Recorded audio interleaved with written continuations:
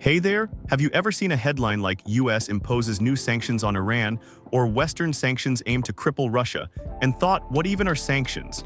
Is it like blocking someone on Instagram but for countries? We hear about sanctions all the time. They're often used in hopes of pressuring a country into change, but here's the weird part. Some countries have been under sanctions for decades and they're still standing. So it makes you ask, what exactly are sanctions? Why do countries use them? Do they actually work? Why do so many people say sanctions fail? And what can we actually do about it? In this video, we'll break down everything you need to know about sanctions. Section 1. What are sanctions? Simply put, sanctions are punishments that stop or limit a country, a group, or even a person from doing business or interacting with the one giving the sanctions. For example, if your country gets sanctioned by both the US and the UK, then your country cannot trade or do business with the US and UK if your country gets sanctioned by the whole world. Your country gets kicked out of the world's group chat, so who can get sanctioned? Actually, anyone could get sanctioned. Sometimes sanctions are aimed at an entire country. In other cases, the target is more specific, like only companies or industries, usually military weapon related, or some groups like terrorist groups, military groups, or even a sports team. It could also be individuals like a country's leader, military generals, or wealthy elites. The sanctions aim to freeze their international bank accounts, seize their overseas properties, or ban them from traveling. Then what types of sanctions can be used? There are different types of sanctions, and it isn't always about money.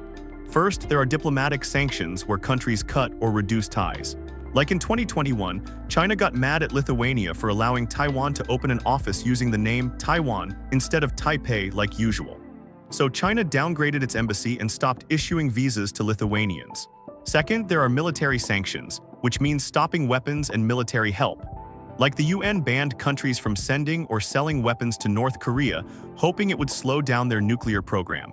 This is also called an arms embargo. Third, there are sports sanctions, which means banning a country from sporting events. Like after Russia invaded Ukraine, many global sports bodies banned Russian teams from competitions, including FIFA and the Olympics.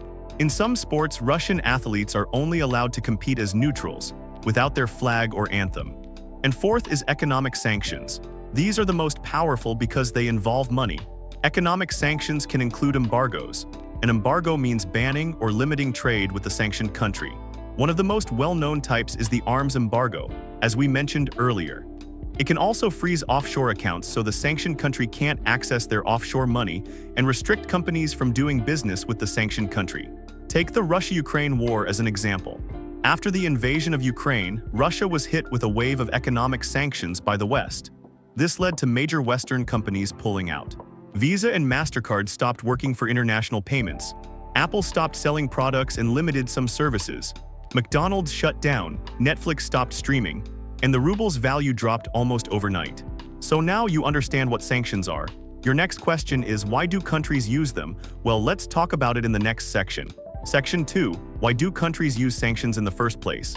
Well, the main reason is to put pressure, hoping the sanctioned country or entity would change. If you see the news, sanctioned countries are usually sanctioned due to issues like invading another country, violating human rights, building illegal weapons, or interfering in another nation's internal affairs. In the past, if this kind of thing happened, usually another country would just go to war and fight. But in this modern era, it's not that easy anymore. Especially if the other side has nuclear weapons like Russia, going to war with them would be World War III. So what to do? Well, putting sanctions. Why? Because when doing nothing might seem weak and starting a war is too dangerous, then sanctions are often seen as a middle ground.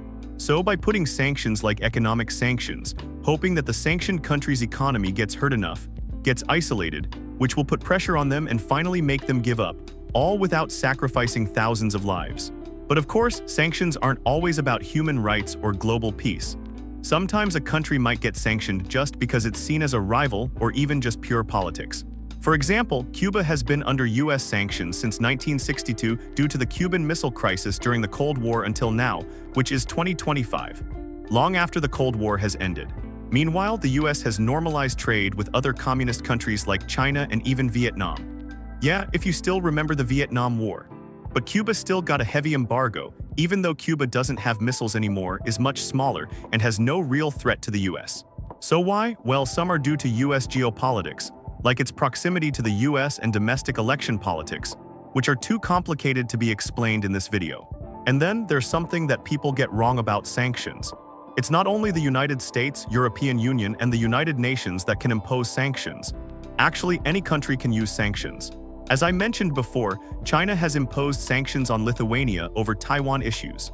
Even a smaller country like Singapore has imposed sanctions on Russia due to the Ukraine war. Now that we know what sanctions are and why countries use them, the big question is, do they actually work? Well, we'll talk about that in the next section. Section 3, do sanctions actually work? The answer is sometimes yes, but a lot of the time not really. The most famous success was during apartheid in South Africa. Short history, at that time, the majority black population was ruled by a white minority that imposed strict racial discrimination. Lots of countries across the world cut trade, pulled diplomats, and even banned their sports teams from international competitions.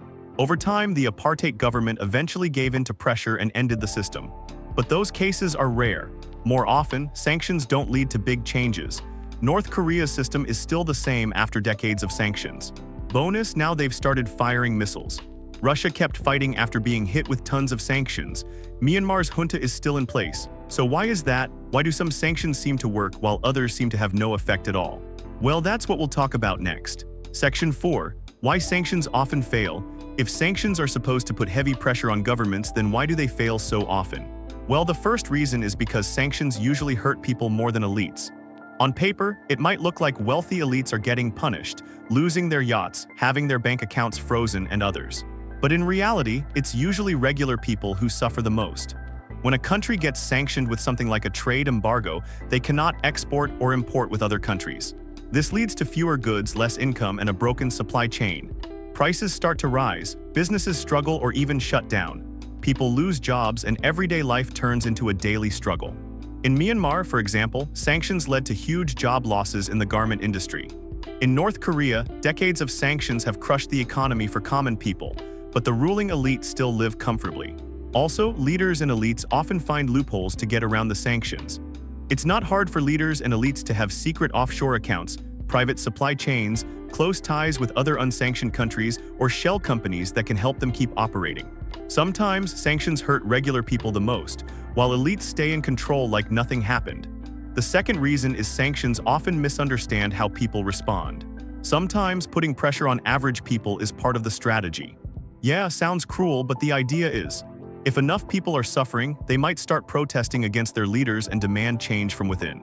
But again, this often fails or even backfires in tight authoritarian countries where media is tightly controlled. Why? Leaders can use these sanctions as propaganda, saying, "We're under attack from foreign enemies, support me for our homeland," and use that to rally support from the brainwashed and fearful people. So yeah, complicated, huh? Then, the third reason is sanctions can make countries more resistant and push them to become more independent. Yeah, this is a plot twist. For example, after the 2014 Crimea annexation, Russia got sanctioned heavily by the West. And from that experience, Russia spent years reducing its dependence on the West. They built alternative banking systems, stockpiled reserves, and started trading more with countries like China and India. So when the bigger sanctions came in 2022, they were more ready than people expected. Another example is China, which has been actively building self-reliance despite not being under heavy sanctions. It even launched its own space station after being banned from the International Space Station by the United States. The more a country adapts like this, the harder it becomes to isolate them again. The fourth reason is accidentally damaging the one who is giving the sanctions. Another plot twist. For example, after Europe banned Russian airlines from its airspace, Russia responded by banning European airlines from flying over its vast territory. This forced European carriers to take longer routes, causing delays and higher fuel costs. The fifth reason is loopholes. For example, when Europe put sanctions on Russia, it said no more European products can enter Russia. But the problem is how to ensure or guarantee it won't happen. Europe can still sell products to another country, and then they are smuggled into Russia. Like a German car sold to a dealer in Georgia, relabeled there, and then sent into Russia. Even though Georgia has banned the re-export, the loophole is still hard to close. So without strict monitoring, sanctions become more of a suggestion than a serious barrier. So in the end, sanctions tend to fail when they hurt the wrong people, are easy to get around, and strengthen the enemy's propaganda. Now we go to Section 5, how sanctions can actually work. Sanctions don't always work, but that doesn't mean they're useless, but only if they're designed and applied the right way. The first key is sanctions must be well targeted. Broad sanctions that punish an entire population usually backfire and make life harder for regular people, while the leader and elite stay in power protected. That's why more targeted sanctions focus more on freezing elites' personal bank accounts, seizing luxury assets, and banning them from traveling. Because when the people in power don't feel the pain, they won't feel the pressure to change. The second key is sanctions must be well enforced. The main reason sanctions fail is because if just one country puts sanctions, the sanctioned country just finds someone else to trade with. But if the whole world works together, then the sanctioned country would find it harder to locate loopholes. Good enforcement includes a good monitoring system, international cooperation, and severe penalties for violations. But as you know, this is super difficult as every country has its own interests and agenda. The third key is clear risk and reward. If there's real progress, ease the sanctions. If things get worse, tighten them. That way, countries have a reason to cooperate. Because if good behavior is never rewarded, why would anyone bother to change? When sanctions are smart, focused, and backed by massive cooperation, they stand a much better chance of working. So in conclusion, sanctions are meant to pressure countries or entities to change without war. They've succeeded, like helping end the apartheid regime in South Africa. But sanctions are also not perfect, as they failed with little change in places like North Korea. If the goal is to send a strong message, they usually work. But if the goal is to stop wars or force major political change, sanctions alone usually aren't enough. So next time you hear about sanctions, remember, they're not always the powerful solution they seem. If you want me to make other videos explaining these topics, please like and subscribe. Thanks for watching.